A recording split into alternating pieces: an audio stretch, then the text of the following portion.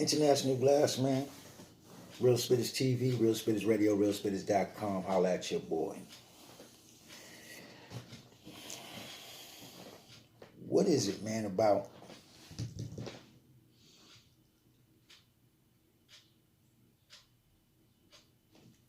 where we going with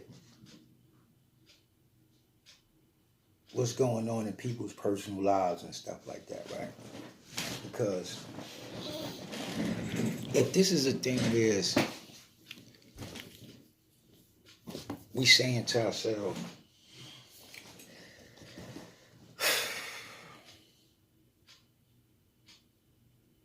is it a sport? Is it music? Reality TV? Which one? Because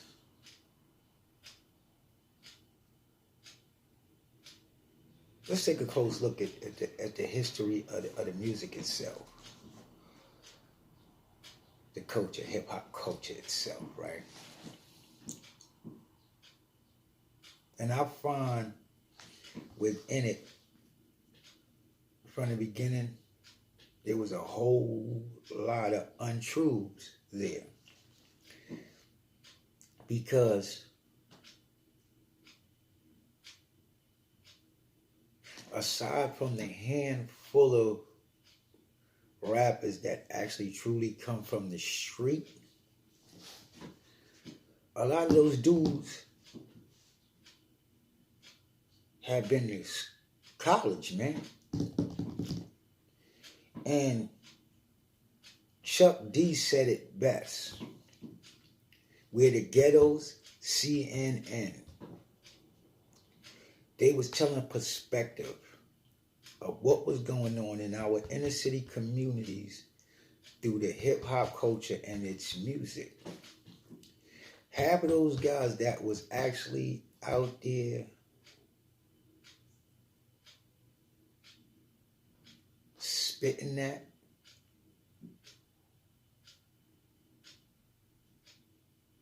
in the beginning, weren't the people running around busting folks over the head, selling drugs and stuff like that. It wasn't them. It was those dudes who had a creative side of them with poetry, just writing, a gift of speech, putting words together. But a lot of those dudes, as Av called them, was geeks, nerds, to say, for the most. Because they were intelligent people. They had read a few books. They knew a few things about certain things. When you go back into those early years, the Cold Crush Brothers, Romantic, Fantastic Five, and you're going to keep hearing me say this, those dudes weren't the dudes who was out there on the corner selling dope, and they was in school. These dudes was penning stuff that they could relate to, that they seen going on in their communities. It wasn't until later on that the dudes that was in the street seen a way for themselves to get money without having to be on the corner, because they were just as intelligent as some of them dudes already doing it. So they switched over. And in that, they began telling their own personal stories. But in the process, it had to still look fictitious, because just like with Facebook, that's the get indicted hotline. Music could be said for the same thing, because a lot of dudes could find themselves up on charges from the shit that they talking about that they did. Assholes, excuse me again. But this is the dumb stuff I'm talking about. Because you're talking about stuff you shouldn't be. Because you're talking about things that can get you indicted. But for the dude who went to college to talk about it, can tell you straight up, this is what I see every day in my community. But when hip-hop began, it was a party thing. It was a party scene. That's why you had the hip, hop, and all that. Say ho, throw your hands in the air. If for the party people who got $100 bill, put your hands up. It was a party thing. It changed with the gangster thing once G-Rap started talking about working for the mob and doing underground, underworld shit. That was the beginning of that. Check the history. Until G-Rap, and I think it was one other cat from Philly. I think it was one other cat from Philly. Penned those underworld verses. It was all party anthems. It was all party. Once G-Rap, and I'm trying to remember that MC's name from Philly. Once they opened the door to the underworld rap, the gangster rap, so-called,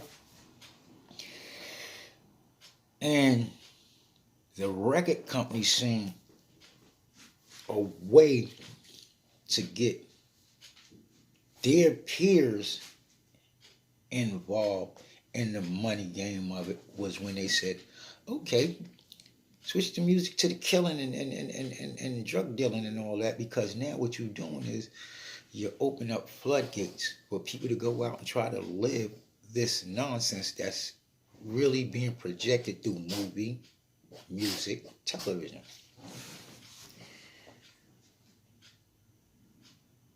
The school to prison pipeline.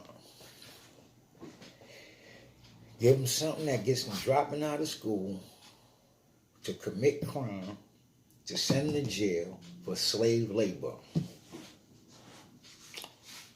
Nice plan. And because we're so slow to see the truth in it, look how we got caught up in it.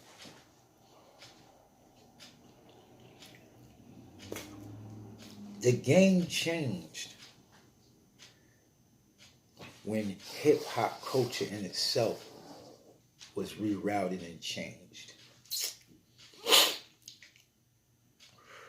Because like a lot of people say, when did snitching become cool? When did snitching become cool? Because I can remember a time in my early years, police grabbing me up.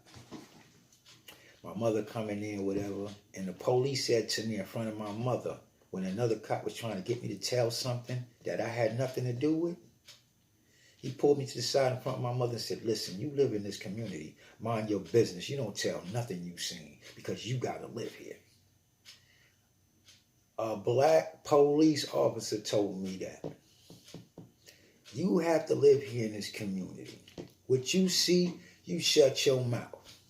Because you have to live here. You don't talk about nothing. That was enough for me to keep my mouth shut.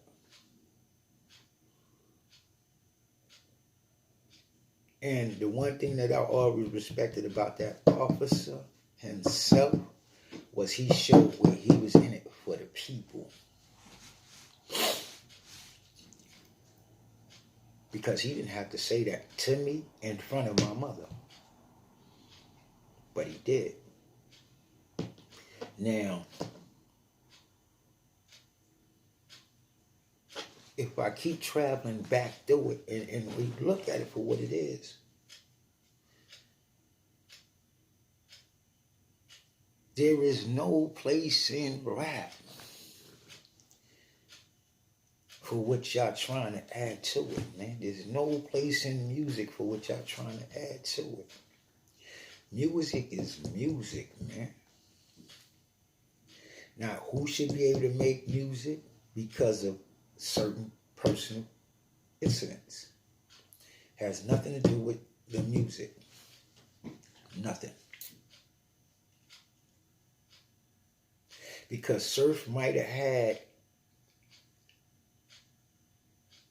said some things in the process of him and his court cases with those firearms.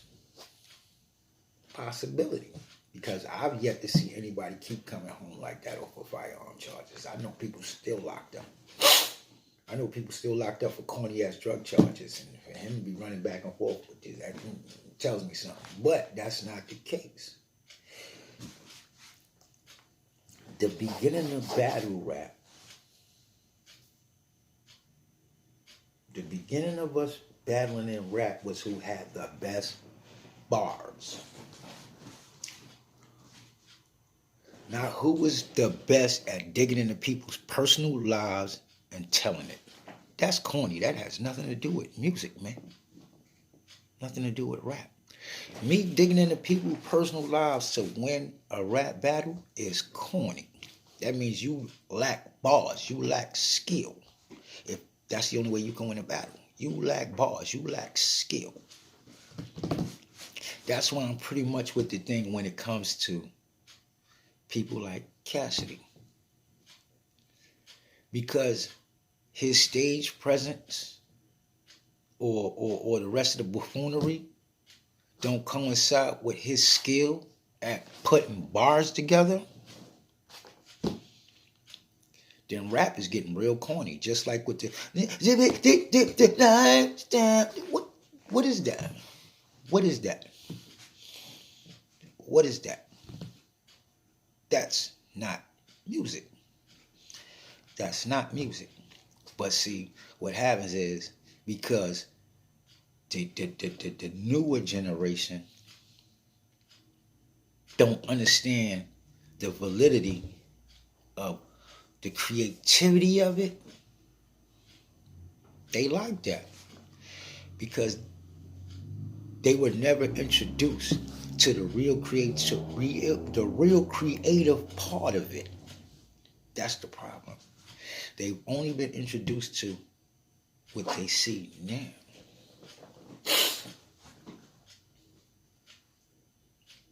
That's and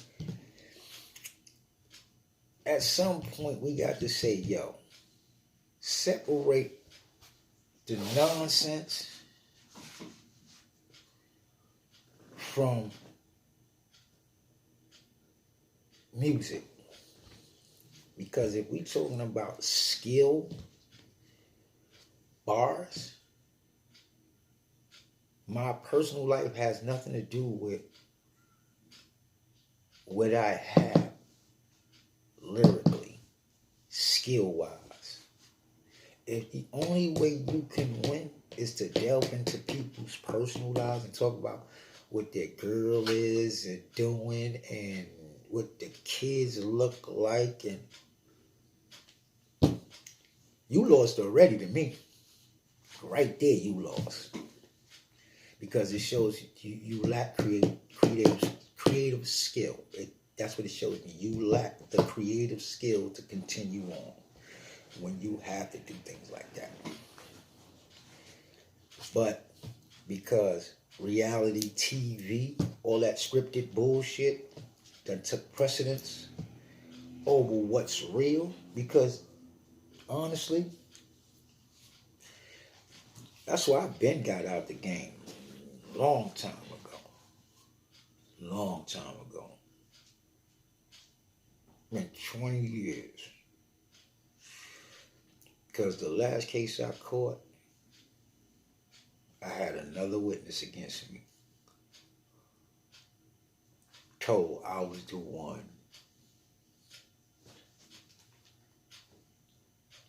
And in my history, I think there's only 3 cases I ever caught that I had a co-defendant on the case. I don't have co-defendants. See, because I know I'm not going to tell on me, but half the time anyway, my crew, they wasn't telling anyway. They wasn't telling. That wasn't liable to happen because we were all prepared to take the consequences of our actions. We knew what the fuck we were doing. So we got caught up. The fuck, finally about time y'all got me. I ain't mad. But the thing is, when we went into it, we knew basically how far it was going to go. We knew what was coming. We was already prepared to do what came behind it. 2 years, 3 years, 4 years, 5 years. Sometimes it added up to more because we got wild in some situations and shit got crazy. So it changed the stipulation because shit went somewhere we didn't expect it to go. But shit happens. And all in all, we roll with it and we handle whatever the outcome was. That's why I can honestly say, I know for a fact, when I copped out, I didn't have to implicate nobody. I could tell them exactly what I did and go about my business.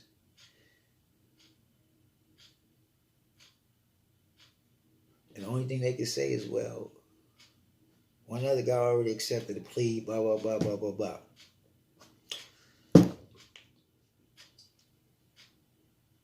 So to say information provided by a co-defendant or whatever, I keep trying to tell people that's the game, the word game they play to manipulate the jury. Because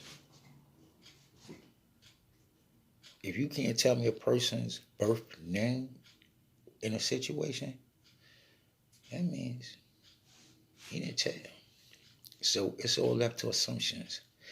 And like they say about surf, we don't know the truth. We can only speculate until we see paperwork that says surf told on somebody. Until we can see that paperwork that says surf, Mr. Bop, bop, bop, said so, and did what, or holding hop. There's no way to say that man told anything on anybody. But he left room for speculation because I done seen too many people get caught up weapons possession and they're still not home. And then the cat Battle Troop, he's a funny dude, man. I like listening to him because he's a funny dude, right? But all in all, he keeps saying he's a Christian, and he got a life, And Christians do have a testimony. They have a story to tell. Some of them been through. But I know a lot of them, they never did a crime in their life. They grew up in that life because of their parents. My father was an ordained minister himself. But I'm not a Christian. Because if I was a true follower of Christ, I wouldn't be following that form of Christianity they're giving us because he wasn't a Christian. Because Christianity only means follower of Christ. And Christ was not a Christian, so there's no way I could be a Christian. It's not possible. So don't go there, bro, until you find out the truth of that.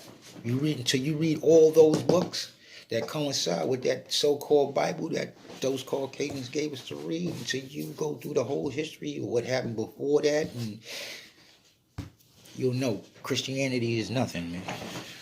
Nothing. It's nothing. Because Christianity, like I said, is just follower of Christ. Christ was not a Christian, so. But anyway. And recognize when you're in the presence of God because you're looking at him. Anyway, the thing is, let's get off the subject of dudes telling this and doing dudes telling that or whatever, and trying to hold whatever in their past against them because it has nothing to do with dudes making music. Because how many dudes in music right now you really know their background? But you love them dudes, Jay-Z's and all of them. Because those dudes have histories too. And to be perfectly honest, I'm from that area of Marcy, Tompkins, Sumner. Because I come from Tompkins Projects, Brooklyn, Bed-Stuy, Williamsburg actually, but they changed it to the zoning. But they call it Bed-Stuy. Anyway, and I know a lot of those guys from Marcy that was doing their thing. And the funny thing is, I know Beehive. Bryant, Jay-Z's cousin, Biggs, Beehive. I know him. We was in school together in 33. Mark Hopkins, 33, junior high school. I know that cat personally, but I've never seen Sean Carter. I know Danny Dan. They call him Danny Diamonds now, but I know Danny Dan too. You know what I'm saying? I know the cats that he actually started out with, you know, the two brothers. One is deceased now, Merck. And then there's Pete. I'm not sure if Pete is still alive, but I know Merck is deceased now. He happened to get murdered by mistake. But I've never heard of Sean Carter. Source Money, I've seen him, spoke to him. Jazz, seen him. Eastern District High School, you know. Wingate, Westinghouse. Eli Whitney, you know, between those times and eras. But Sean Carter, Jay-Z, never seen him, never heard of him. Bleak, I remember Bleak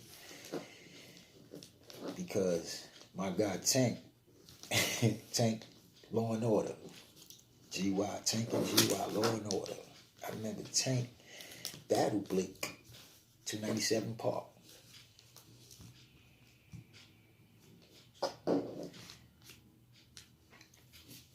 But I don't know Sean Carter. So there's some things that's been said about him that's shady, but who gives a fuck? Who really gives a fuck? As long as they can put out good music, who gives a fuck? Because what we listening to is the music, man. Their personal life has nothing to do with the music they putting out, man. Now with battle rap it's different because now you can't go in there talking that tough shit no more. That's the difference.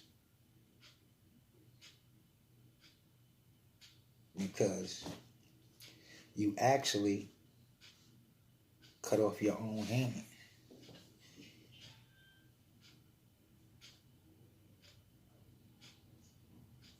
You actually cut off your own hand. If you, Adi Boom, truthfully told on your codependence and gave up information, which I don't know how true it is, because if you cop out, they'll use your cop out to dudes that's still going to trial. They'll use your cop out to get them niggas convicted without you ever having to say nothing. I know that's a fact. I've seen it.